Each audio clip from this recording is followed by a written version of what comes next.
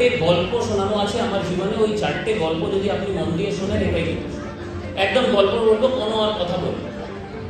রাজি? শুনবেন? প্রথম গল্প, জেলা শাসক হচ্ছে কনফিউজ লোক। জেলা শাসক হচ্ছে কনফিউজ লোক। আপনি ভাববেন এবার জেলা শাসকই কনফিউজ, তাহলে আমাদের জীবনের কি হবে? আমি কেন বলছি আমি কনফিউজ?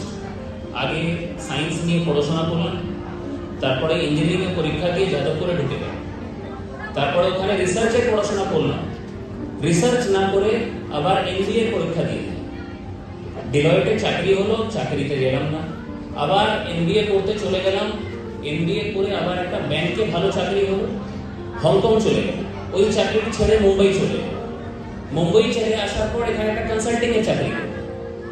বাবা বলতে থাকলো পরীক্ষা দাও, আইএস এ বসে যাও, কোনোদিন বসলাম। হঠাৎ একদিন ইচ্ছা করলো পরীক্ষায় বসে আজকে জেলা শাসক হয়ে এখানে দাঁড়িয়ে গেছে। তো আমার মতো লোক যদি কনফিউজ থাকতে পারে কিনা, তাহলে আপনারা যদি একটু কনফিউজ থাকেন যে সায়েন্স নিয়ে পড়বো কি আর্টস নিয়ে পড়বো কি কমার্স নিয়ে পড়বো কি করবো, এটা কোনো বড় ব্যাপার না। সব বড় মানুষ জীবনে কনফিউজ থাকে। কোনোদিন এটা নিয়ে চিন্তা করবেন না যে আমি বুঝতে পারছি না আমি জীবনে কি করবো। নদীর মতো হবেন, একদম ডান দিক বাঁ দিক ঘুরবে, কিন্তু সামনের দিকে এগোতে থাকে। কনফিউজ স্টেট শুধু তখনই অসুবিধা তৈরি করে যখন আপনি দাঁড়িয়ে থাকেন, আমি কিছুই বুঝতে পারছি না, কিছুই করবো। কনফিউজ থাকলেও এগোতে থাকবেন, কিছু না কিছু একটা চেষ্টা করতে থাকবেন, দেখবেন আপনার জীবনের শেষের দিকে সব ঠিক হবে। তো সায়েন্স পড়বো, কমার্স পড়বো, আর্টস করবো, এই চাকরি করবো, এই ট্রেনিং করবো, এটা নিয়ে যদি কনফিউজ থাকে, কোনো চিন্তা ভাবনার বিষয় না।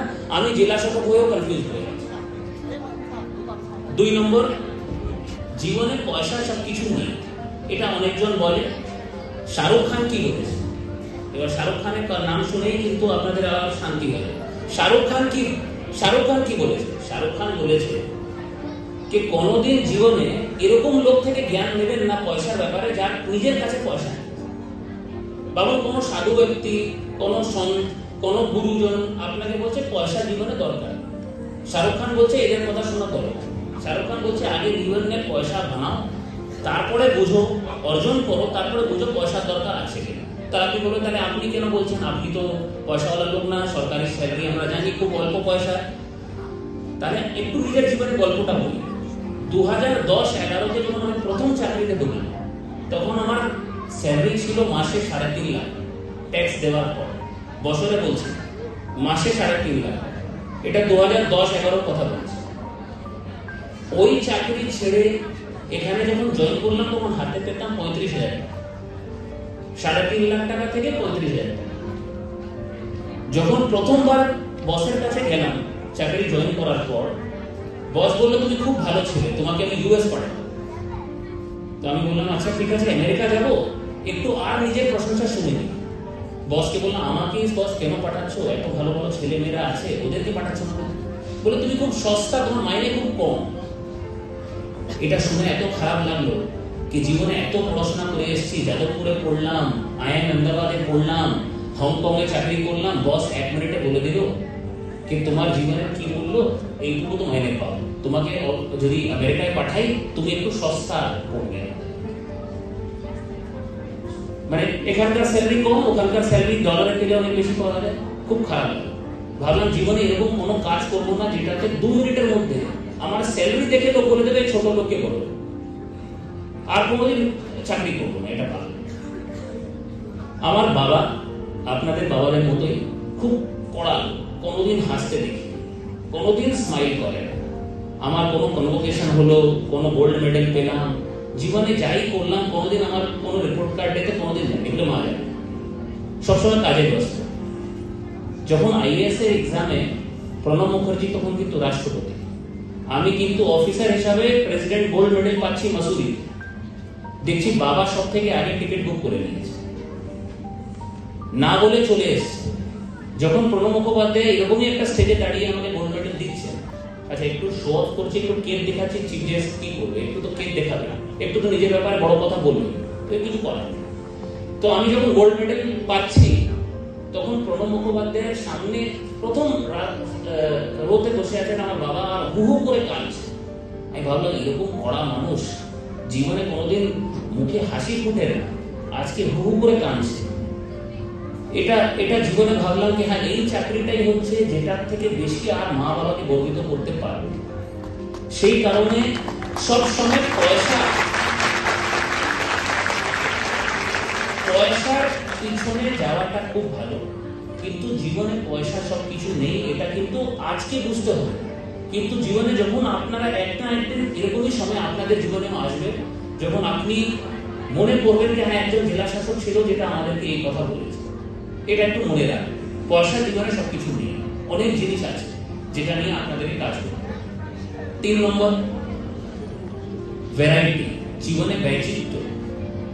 আপনি যখন খাওয়া দাওয়া করেন একটু মিষ্টি, একটু নুন, একটু জল, একটু সালাদ, সব রকম জিনিস মিশিয়ে খান। যখন পড়াশোনা করেন দেখবেন আপনাদের স্কুলে দিনে যে টাইম টেবিল ওর মধ্যে geography, history, games period, PT এসব মিলিয়ে মিশিয়ে দেওয়া। কিন্তু যখন পড়াশোনা করতে বসেন বা জীবনে কোনো কোর্সে যান বা কোনো চাকরি করেন তখন আপনারা ভাবেন না এই একটাই কাজ করুন।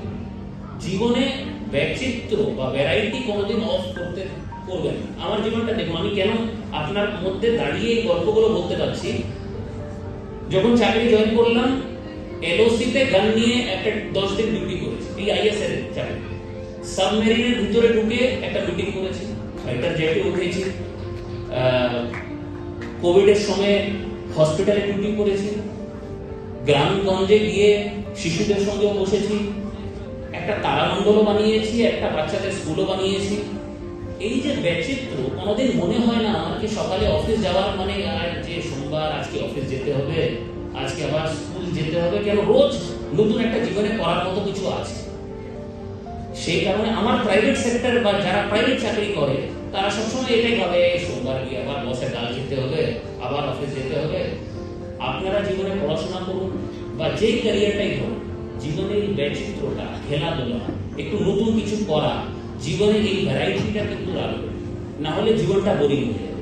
আর আপনার মনে হবে এই চাকরি করার জন্য করছি, পড়া করার জন্য করছি। একটু এই জিনিসটা মাথায় রাখবেন। 4 নম্বর লাস্ট গল্প, আর বড় করবো না। বাংলার জন্য কাজ করো। বাংলার জন্য কাজ করা মানে এই যে আমার মতো আইএস অফিসার বা সভাপতি সাহেবের মতো নেতা হতে হয়ে যেতে হবে এইটা। আমি কোন বাংলার কথা বলছি, একটা গল্প আপনাকে বলি। আমি একদিন এমনি জেলায় বেরোলাম টয়লেট গুলো ঘুরতে, কি সবাই টয়লেট ব্যবহার করছেই করছে। একটা বাড়িতে ঢুকলাম, দেখলাম টয়লেট যেটা তার মধ্যে তোষর, বালিশ, চাদর এই জিনিসগুলো ভর্তি করে রেখে দিয়েছে। আমি দাদাকে জিজ্ঞেস করলাম, দাদা আপনি এটাকে স্টোর হিসাবে ইউজ করছেন কেন? কিন্তু আপনার টয়লেট তো। বলে আমার টয়লেট কাজ করে। আমি বুঝতে পারলাম না টয়লেটে কাজ করার মতো কি আছে। বলে আমার টয়লেট কাজ করে না, সবসময় তার টয়লেটের মধ্যে জল থেকে যায়। এবার আপনি ভাবছেন লাঞ্চের আগে এই লোকটা টয়লেটের কথাগুলো কেন বলছে, বিরক্ত করে দিচ্ছে। কিন্তু আপনি ভাবুন, ওই লোকটা ভাবছে ওই যে জলটা আমাদের কমোডের মধ্যে থাকে, ওই লোকটা ভাবছে টয়লেট খারাপ হয়ে যাচ্ছে। মানে জীবনে সেই লোকটা কিন্তু টয়লেট দেখে। এরকম মানুষও কিন্তু পশ্চিমবঙ্গতে আছে, দেশে আছে। আমি এটা বলছি না যে আপনি সিভিল সার্ভিস জয়েন করুন বা সমাজ সেবায় ঢুকে যান, কিন্তু কোনোদিন এটা ভাববেন না যে আমি তো খুব পড়াশোনা করে এখানে দাঁড়িয়ে আছি। আমি কোনোদিন ভাবিনি যে আমি খুব বুদ্ধিমান লোক বলে আমি আইএস হয়েছি। আমাকে সুযোগ করে দেওয়া হয়েছে। আমি একটা ভালো পরিবারে জন্ম নিয়েছি যেখানে আমার বাবা আমাকে সবসময় পড়াশোনার জন্য বলতো, বই কেনার মতো ওনার কাছে পয়সা ছিল। এরকম শিক্ষক শিক্ষিকা ছিল যে আমাকে পড়িয়ে দিত। এরকম না কি আমি একমাত্র বুদ্ধিমান লোক যে এই জায়গায় আসতে পারতাম। কোনোদিন ভাববেন না কি আপনারা খুব বুদ্ধিমান বলে ওখানে বসে আছেন। আপনি আমি এখানে বসে আছি সুযোগের জন্য। জীবনে আমরা সুযোগ পেয়েছি, এরকম পরিবারে জন্ম হয়েছে, এরকম সমাজে বড় হয়েছে। অনেকজন কিন্তু পশ্চিমবঙ্গে এই সুযোগটা পায়নি।